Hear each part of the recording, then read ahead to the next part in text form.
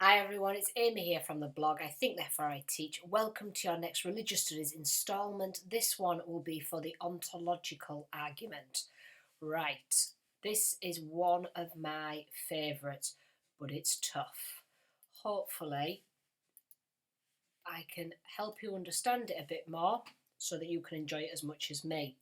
This, don't forget, is part of your existence for God arguments. This goes along with teleological and cosmological. So as you already know, your a priori, posteriori words, both teleological and cosmological, are a posteriori. They are after reasoning, so that means that they use their senses. So teleological looks to design in the world, cosmological looks to space and beyond, etc., in order to be in the universe, in order to be able to understand the existence of God. So you use senses. This one is different. This one is a priori. It does not use senses at all. It does not use sense experience. It uses purely reason, logical arguments to show how God exists. Anselm is not trying to prove God's existence using empiricism, senses, like the cosmological argument, but he's demonstrating what is true. Basically, what he's saying is you don't need evidence, you don't need sense experience, it's just true. How does he do that, though? That's the question. It has come from two Greek words, ontos meaning being and logos meaning the study of. So it's the study of being, the being meaning God. The ontological argument then. The ontological argument was created and started by a monk named Anselm. And it was from his reading of the Bible that he came to the argument and came to the conclusion. So a really good place to start an essay is with the Psalms 14:1 quote, "Fools say in their heart there is no God." And Anselm really played with this idea and thought, yes, they must be a fool if in their hearts they say there is no God. Anselm's reflections of this passage became known as the ontological argument. So the first thing I often get my students to do is I get them to write down what is God like. They could write anything down, anything whatsoever, positive, negative, absolutely anything. When I say the word God, what comes to their mind? What do they think of? So you might want to do the same. And we'll come back to this shortly. Let's meet Anselm, 1033 to 1109. Proslogian was the name of his book, and we jump straight to chapter 2. So Proslogian 2 is chapter 2. His first premise is one that you absolutely must memorise and learn. You have to know this quote. The quote is, "God is that than which nothing greater can be conceived." Conceived meaning imagined. So you absolutely have to know that quote. The whole of his argument is based on that idea, that God, no matter what you think of God, nothing greater can be than God, otherwise it wouldn't be God. God has to be the greatest possible conceivable being. Premise 2, God may exist in either the mind, your head, your intellectu, or in reality, in re. So there is two places that something may exist, either in your mind alone or in reality as well. Premise 3, he says that something that exists in reality and in the mind is greater than something that exists as an idea in the mind alone. So if it just is in your mind, then we are better because we're in reality. Things in reality are far better than just in your mind. So if God is simply in our minds, then he can't be the greatest possible being, because if it was just in our heads, then he can't be that initial definition. So if God by definition is the greatest possible being, he concludes that God must exist in both reality and in the mind. So think about £1 million or 10 million. Let's go for a big number, 10 million. Would you rather just think about in your mind? Or if I said to you, I'm going to give you 10 million, of course you'd want it in reality, because things in reality are far better than only in your mind. So if God was simply in your mind alone, then things that exist in reality are far better, and therefore God does not fulfill that initial definition. What does this mean? Anselm's argument is a reply to the fool who says there is no God, the Psalms quote. So he's saying that they are the fool. They are the fool if they said there is no God. He was trying to prove this by using an argument called reductio ad absurdum. I love this argument. This argument is not something created by him. It's used by lots of other people. And basically, it is exactly as it sounds. Reductio ad absurdum, reduction to the absurd. It's the idea that an atheist position, so he's using it against the atheist. They're reducing an argument down to an absurd conclusion. To say the fool reduces it down to the absurd conclusion that there is no God. So he's using this as a way to show why the fool is wrong or an atheist is wrong. To say God only exists in the mind could create a contradiction in logic, the contradiction I was just speaking about a moment ago. This is because the fool has to have an idea of what God is in the first place in order to dismiss it. There has to be an idea in your mind, whether it's positive or negative, to then say that being that I'm thinking of does not exist. But if it's God by definition as that than which nothing greater can be conceived, you're contradicting in logic then if it's purely in your mind. You reduce it down to an absurd conclusion. If God, whether it's positive, negative, a guy sat on a cloud, a horrible war-creating fearmonger, whatever it might be, you've still got a concept of God in your mind. And God, by definition, is the greatest possible being. There is nothing greater than the definition of God. Otherwise, it wouldn't be God, and that would be God. So he says that you're contradicting logic by saying that that being that you're talking about is purely in your mind. Following Anselm's definition, God is that than which nothing greater can be conceived, and his following premises, something that exists in the mind and reality is greater than something that exists only in the mind. To then conclude that God does not exist in reality is an absurd conclusion and a contradiction in logic. So at this point, this is where I lose a lot of students. A lot of students find this, what he's arguing, is difficult to understand. If you are the same, do not worry. First thing I would say to do with Anselm is just accept what he's saying, a bit like you used to do with Plato. Just accept what he's saying. Because once you realise it, he's actually very, very clever. So even Dawkins, known atheist, has a concept of God in his mind, a negative one, a very negative one, but it's still a concept in his mind of what God is like. And as soon as that concept is in your mind, then God by definition must exist in reality, because otherwise we'd be godlike, we'd be better than God if God only existed in your mind. So God must exist in reality. Even if you do not believe God exists in reality, God still exists. Your believing in him does not affect his existence at all. So because the idea of God, and whatever your idea is, God is still the greatest possible being. That's what the definition of God is. That God then must exist in reality. It cannot just exist in the mind alone. Otherwise, you're contradicting your logic by definition. Therefore, God must exist in both mind and reality. Anselm continues that existence is a predicate. Existence is a predicate of God. A predicate is a description or an attribute that tells us something about the subject. A predicate is not just like hair colour. You can change your hair colour, you can change your hairstyle. It's something that you cannot be without. It's a defining feature or characteristic of what makes you, you. So the subject or concept, in this case God, has to have that predicate to be itself. The quality is contained within it. So God has to have existence in reality. It's a predicate of God.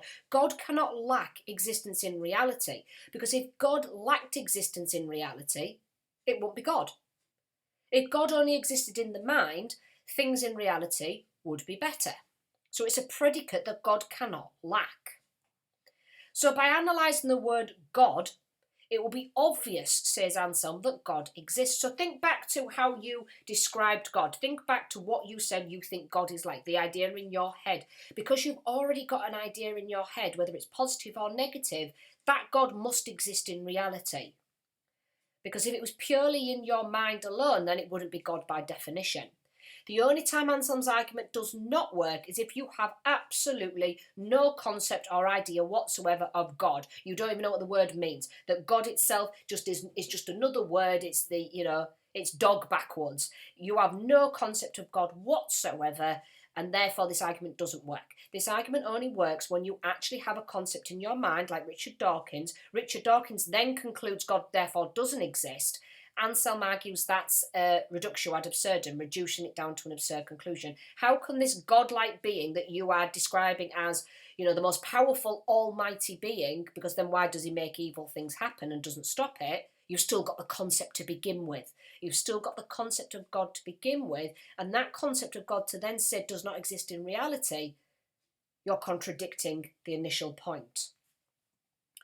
So, for example, we're playing around here with what are called analytic statements. An analytical statement is, for example, a bachelor is an unmarried male. The subject is the bachelor, the predicate is male unmarried. You cannot disagree that a bachelor is an unmarried male. If you can disagree all you want, you're still wrong. That a bachelor, by definition, is unmarried. It's an unmarried male. God exists. God is the subject. The predicate is existence. That, again, you are contradicting yourself if you argue God does not exist. This is what Anselm is arguing. But at this stage, is there any issues in this logic? You'll probably have a few, and it's not because of your lack of understanding the topic, it's because there are many problems with his argument. The challenges that are presented by Gaunilo are the main challenges. Gaunilo was also a Benedictine monk. Now, he wrote a book called On Behalf of the Fool. I think it's extremely important if you recognise the importance of that title. Why is that title important? Why did he call his book that? Obviously, he called his book that because he's saying, well, hang on a minute, Anselm, my fellow monk, I must be the fool then because you're talking rubbish. He doesn't understand Anselm's argument at all. The reason why I think this is really interesting is that because he is a monk himself. We are so used to psychologists and atheists and, other religious believers always either supporting or going against God. This is really interesting in that he believes in God, he just doesn't believe in Anselm's argument. So it's really interesting that he is actually a supporter of God, he's just not a supporter of his argument. So he's got his own bias, but you would assume that bias would lead him to believe that Anselm is right. It doesn't, which makes this very interesting. Gaunilo tries to show in 3 ways why existence is not a quality, not a predicate, not an attribute of God. The first is the argument from gossip. The fool in Psalms may argue all sorts of things are in my mind. It does not mean they exist in reality.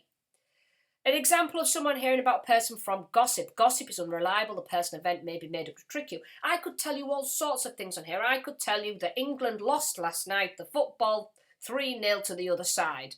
That is now in your mind. So does that mean now because it's in your mind it must be in reality? And we know actually it's completely wrong. England actually won 3-0. And so it's the idea there that you can have anything in your mind. Just because it's in your mind does not mean it actually exists in reality. You cannot jump from mind to reality.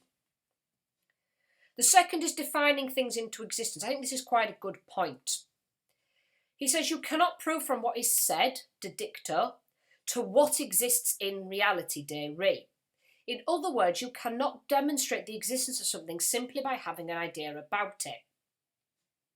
Made simple, what Gaunilo is arguing here is that just because Anselm defines God as that than which nothing greater can be conceived, doesn't mean that therefore God is that than which nothing greater can be conceived. He can't define him into existence. That therefore, because he's given that definition to God, God has to exist in reality. And if you disagree with that, you're reductio ad absurdum.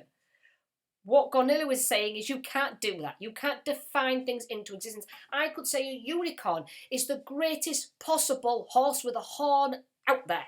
Just because I've defined it as the greatest possible being, greatest possible horse, doesn't mean it automatically comes into reality. Quite good if it did, but it doesn't. And so that's his argument there.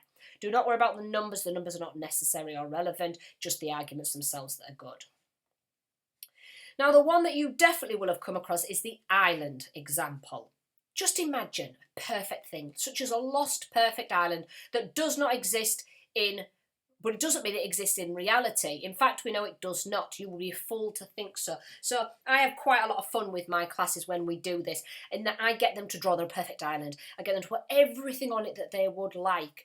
Mine always has chocolate fountains on there and some really sexy hot celebrity or potential American president, when I used to have a thing for Barack Obama. But this idea is that my perfect island would involve all of these things. Alone, quiet, I'd probably have, what food would I have? What food do I like? Probably a bread maker. That's a bit sad, isn't it? I love, fresh bread, the smell of fresh bread all the time. You can tell what my island would involve with fresh bread and a chocolate fountain. But you could have anything on it. You could have a McDonald's, you could have the fastest cars, you could have, limitless access to games and things like that. But what Gaunilo is arguing is we know for a fact this island doesn't exist. It would be nice if it did. And the issues that my students, when creating these islands, and we stick them all on the board, is that islands, you can always get more on an island, that my island might clash with your island and things like that. So we know that there is not 500 million different perfect islands, but actually my perfect island probably is not your perfect island. So you can't actually get a perfect island. It doesn't exist. And if you believe your perfect island did exist, you are a fool. And so what Gaunilo is trying to do here is apply the same argument that Anselm used, reductio ad absurdum.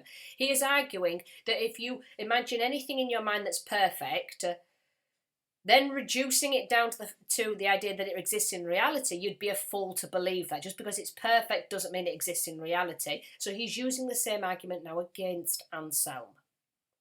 Thus, if Anselm's proof for the existence of a greatest conceivable being, God, were sound, made sense, plausible, then we could give a sound proof of the existence of a greatest conceivable island as well. However, we cannot give sound proof for the existence of a greatest conceivable island, therefore nor can Anselm, bless me, therefore Anselm also cannot prove the existence of a greatest conceivable being. So basically, because it doesn't work with the island, it also doesn't work with God. The logic is not sound, and actually it reduces it down to an absurd conclusion. However, Anselm did not take this lying down. He replied to Gaunilo, "Mate, monk, you missed the point." Of course he did. God is a special case. Oh, we're bringing in special case now. They always do this. God is different. God is beyond our understanding. God is a special case. God isn't a perfect thing, like an island, or a perfect horse with a horn. God is the perfect thing. And actually, Anselm is quite frustrated here. Anselm is quite, what's the word? Yes, frustrated, annoyed. He's like, Gaunilo, how could you? You spent your whole life dedicated to God, and you compare him to a grotty perfect island. How dare you compare God to an island? God isn't like an island.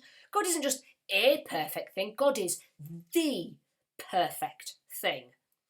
And of course you could use Gaunilo's second argument once more against him, if you wanted to say again, just because Anselm is defining God as the perfect thing doesn't mean therefore God exists in reality. But that's Anselm's argument. Islands can always be improved. An extra palm tree, hotter sun, cooler water. God can never be improved. No extra palm tree will make God any better. Alvin Plantinga, or Plantinga, however you wish to pronounce it. I always call him Plantinga the ninja. He argues that islands have no intrinsic maximum. That's a weakness. That's a weakness against Gaunilo. What he's arguing is they have no maximum. An island can always get better, whereas God cannot. God is the ultimate perfect being. God is the ultimate perfection, whereas islands, even if they're perfect, can always get better. They have no intrinsic maximum.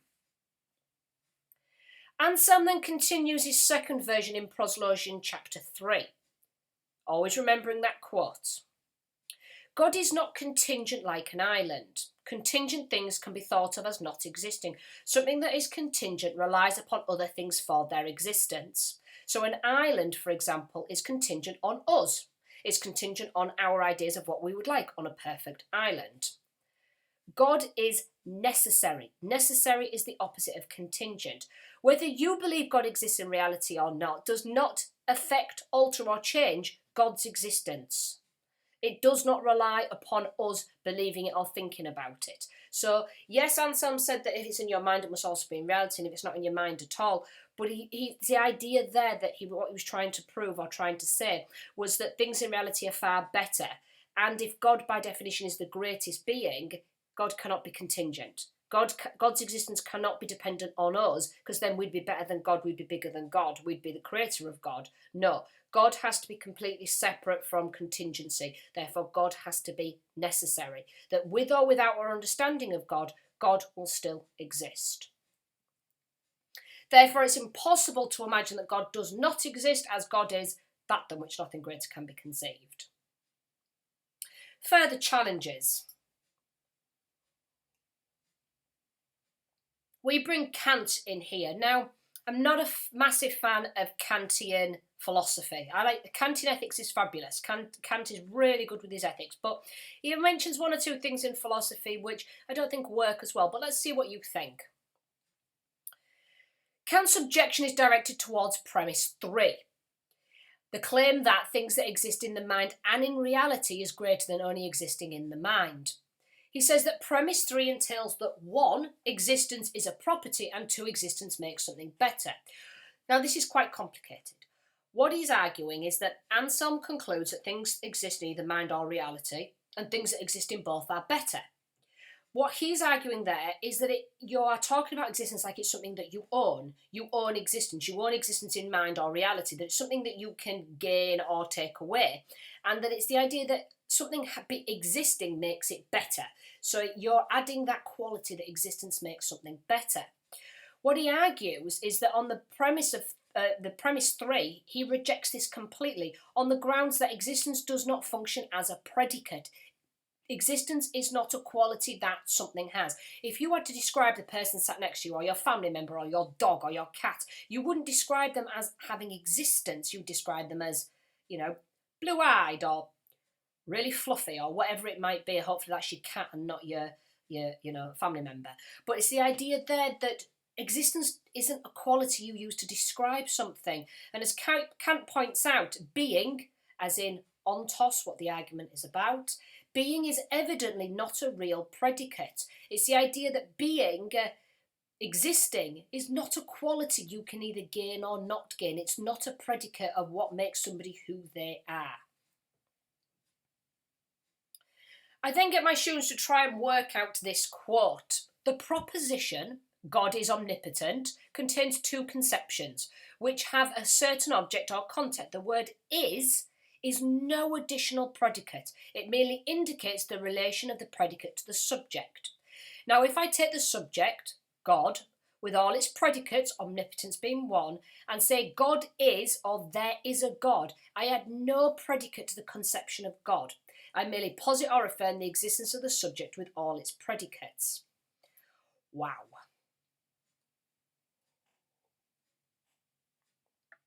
What Kant is saying is actually very, very clever. And it all goes back to that initial statement, God is omnipotent. Don't forget, when we did that original little table a few slides back, we had God's existence. God is the subject, existence is the predicate. That's how Anselm did it. And so what Kant is doing here is saying God is omnipotent. God is the subject. Omnipotence is the predicate. Omnipotence is the quality. The word is adds nothing to God. It adds no quality to God. So when you say God is, or there is a God, there's no predicate there. There's no quality there. Is means existence. Is in existence in that sense. So God is, or God exists, or there is a God, meaning God again has existence. The word is doesn't add any predicate or quality. Existence is not a predicate, it's not a quality. Omnipotence is a quality, is a predicate that the subject cannot lack, subject being God. But existence, something existing as in the word is in existence, doesn't add any qualities to what you're talking about, any qualities to the subject. So, Trump is in existence. Tells me nothing about Trump, as in Donald Trump. Is not a predicate. It is not a part of a subject that it must have to be itself. Trump is a man with bad hair. The subject is Trump, and man, bad hair are the predicates. But the word is, as in Trump is in existence, is not a predicate. Existence is not a quality of something. So saying God exists is not a predicate. He's not giving me any information about God, and therefore does not work as an argument. So he's criticising the argument. Kant continued into analytic and synthetic. Analytic, again, is like your bachelors or unmarried men. The definitions are analytic. So definitions, all cats are felines, spinsters are unmarried women. We get spinsters and they get bachelors anyway. These are facts that cannot be disputed. Synthetic are statements about existence. You need to prove they exist. So if I turn around to you and said Herbert is a bachelor, That might be full well true. You'd need to meet Herbert, though, to go, oh, yeah, you're not married. So you need proof. Synthetic statements, you need proof. Analytic are true by definition. So to say God exists is synthetic, not analytic. Why? Because God is a something, is a being. You need proof to back it up. You need to synthetically give evidence of God to know that it's true. Whereas analytic, you don't need a bachelor to know they're unmarried because the definition of bachelor is unmarried. Whereas because you're talking about something specific, God, that is synthetic and you need to prove it. Because you can't prove it, it therefore becomes meaningless. God is omnipotent is necessary for the definition of God. So it's in the dictionary, for example. God, subject, omnipotent, quality, but it doesn't say anything about God actually existing, whether it's mind, reality. God doesn't talk about existence. Existence is not a predicate. A predicate or quality must add meaning to the subject. Existence does not add meaning. So I get my students at this point to write an introduction for the question, existence is not a predicate. Or you could just write it in your own words. Anselm, however, is not on his own. There are a few people that defend Anselm's argument. And we have Descartes, our musketeer, and his triangle. He defines God as the supremely perfect being. To be truly perfect, something must exist. You can't be perfect and not exist. Existence is part of the perfection of God, which God cannot lack, so therefore predicate. Therefore, God must exist. Existence is part of the perfection of God. Perfect God must exist, because you can't have not exists when something's perfect. You could use quite a lot of Gaunilo's criticisms against Descartes as well. Just because Descartes defines God in that way doesn't mean God comes into existence. Just because it's perfect doesn't mean that it exists, etc. So his criticisms work just as well. So existence is a predicate of perfection. Existence is a quality or attribute for something to be perfect. The predicate is the description that a concept has to have to be itself, or the subject has to have to be itself. So the predicate, you cannot lack the predicates. So my eyes are green, for example. I could change and put contacts in, but my eyes are green, and so that's a predicate of me, that's a quality or a description of me that I cannot lack. And so it's the idea that he's arguing that existence, because God is perfect, by definition God is perfect, God cannot lack existence, otherwise he would no longer be the perfect being. A triangle has 3 sides and 3 angles that add up to 180 degrees. This is the truth of maths that cannot be doubted. You can doubt it all you want, you're wrong, that's the truth of maths. Just as 3 sides tell us something about the nature of a triangle, God's nature is that God exists. You can see where he's going with this. This is because necessary existence cannot be divorced from the concept of a supremely perfect being. Just like you cannot divorce a triangle from 3 sides. If you don't have 3 sides, you don't have a triangle. Just like if you take away existence, you don't have God. So it's the idea of a perfect God. You cannot divorce perfection from necessary existence, because the opposite is contingent, and God can't be contingent because something that created God would then be better. So you cannot divorce necessary from perfection, just like you cannot divorce 3 sides from a triangle. Try to imagine God without the predicate of existence is illogical, like trying to imagine a triangle without 3 sides. Descartes is arguing that God's existence cannot be doubted, just as the truths of maths cannot be doubted. So just like a triangle has 3 sides, a hill must have slopes, a bachelor must be unmarried, a perfect God must exist. Spot the odd one out there. What he once again is doing is using the analytic idea, that by definition, a perfect God must exist by definition, a bachelor is unmarried by definition, hill has slopes by definition. He's using analytic arguments. So once again, you could use Kant against him to say, bachelor must be unmarried is analytic, talking of God is synthetic, you need proof. These facts, according to Descartes, are self-evident. They do not require empirical proofs in order for a person to accept them as truths. That's why it's an a priori argument. You don't need to prove it. You don't need to go and see the hill outside to see it's got slopes. You don't need to see a triangle to know it has three sides. It's just true by definition, just like you do not need to see God to know God exists. This makes them analytic statements, meaning is within the statement. However, further problems with Anselm's argument, we bring in the big guns, the Bertrand Russell guns. Existence is not a predicate. Existence is not a quality, just like what Kant argued. Why? Because, for example, men exist. That's true. Santa Claus is a man. That's also true. Therefore, Santa Claus exists. Sorry, folks. He doesn't. And so his point here is that just because you're talking about men here and Santa Claus being a man does not then automatically mean that Santa Claus exists. Existence is not a quality you can give something. So you cannot give existence to something. So again, men exist, God is a man, therefore God exists. It doesn't work. Existence is not a predicate.